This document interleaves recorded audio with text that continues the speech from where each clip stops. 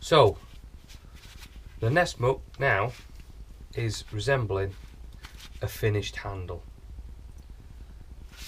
If you look, I've tidied up that chole that we talked about before, and cleaned the grind marks out the steel by running it perpendicular, I think that's the right word, perpendicular on the belt grinder to get those grind marks out. So you know, that is pretty much the finished handle. There are still a few flat spots on it, and a couple of little bits that I want to look at, but we're going to hand finish this now. So I'm going to reset the camera so you can see what I'm doing, get this in the vise, and we'll crack on. Join me in a minute. Right, so I've got the knife clamped. I've got my sandpaper laid out. I've got some 180 grit. I've got some 240, some 320, some 400, some 800, and some 1000. And then we're going to move on to buffing after that. So nice and tight in the vise, it's not going anywhere. Nice comfortable position. I have got a proper knife vise that speeds things up a little bit, but sod's law, this blade's a little bit too deep to fit in the knife vise, so I'm using my trusty little woodworking vise, my little tabletop woodworking vise. So I might sound a bit muffled in a minute. I will be putting my mask on because Micarta, nasty stuff. So mask on, and then we'll get cracking.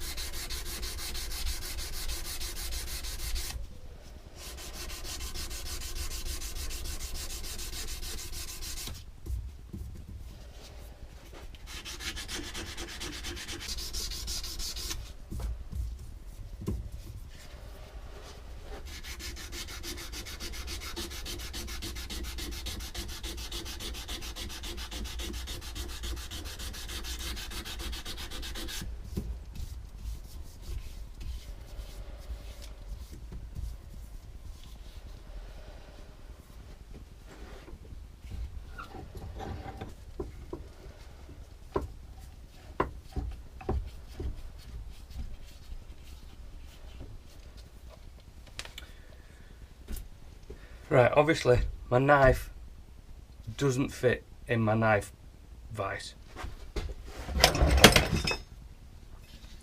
Doesn't quite fit in my knife vise. So I'm just clamping it to my workbench with one of these F clamps. If you don't own any of these F clamps, don't worry. You can use a G clamp, a quick clamp, but they are brilliant. So, you know, if you're thinking about getting a couple of these, get them. Don't buy the cheap ones though, because the handles tend to fall off. Try and get the better ones, either an Irwin or you know, something like that. Don't buy the cheap pound shop jobs because they're a waste of money. Okay, so we're going to start with the sides now.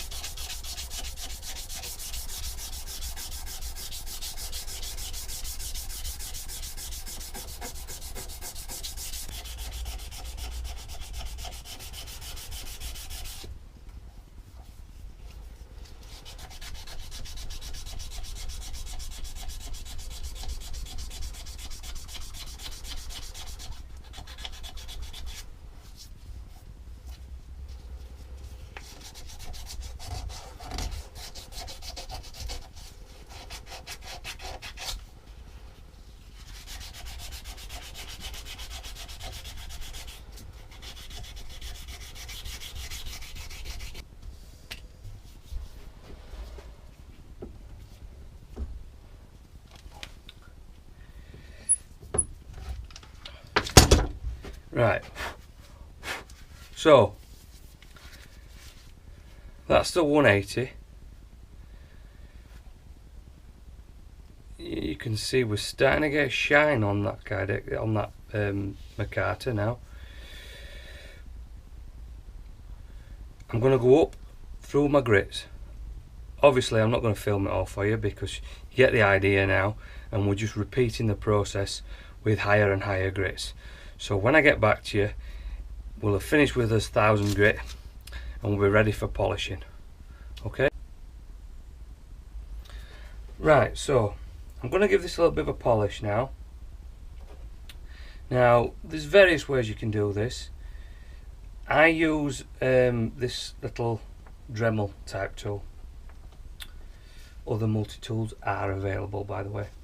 So I'm going to put some cutting paste on this, quite fine cutting paste, and just give it a quick buff with this little polishing mop. Now you can do it with a buffing wheel if you've got one. I don't happen to have one. You could even probably do it by hand, but I'm just going to put a little bit of this cutting paste on this now. Let's say it is a fine cutting paste, polishing paste, whatever you want to call it.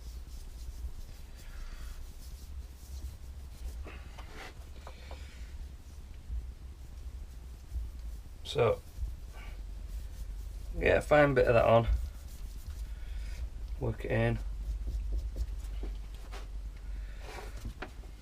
Now if you've got one of these and it's got variable speed on it, slow it down, because there's a chance that if you're going at it alpha leather, you're going to scorch your piece. So switch it on at wall.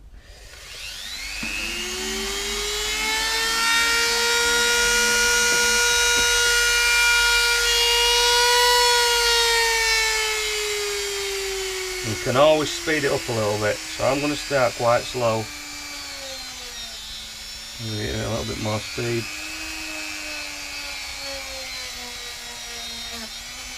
I don't know if the camera's picking that up. You're getting a nice shine on that now.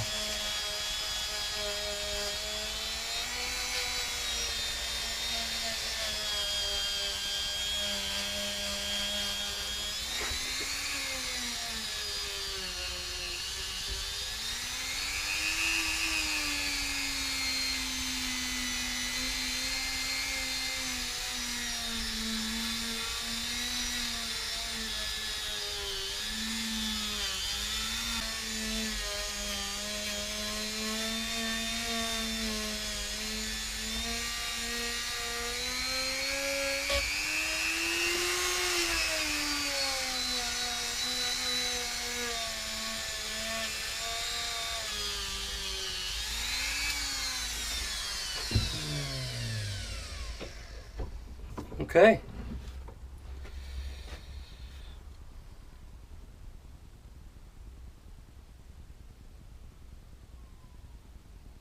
Nicely polished. Now I'll probably just go back over that one more time, because obviously I'm showing you guys and trying to get a good shot and stuff like that, and not bore you to death.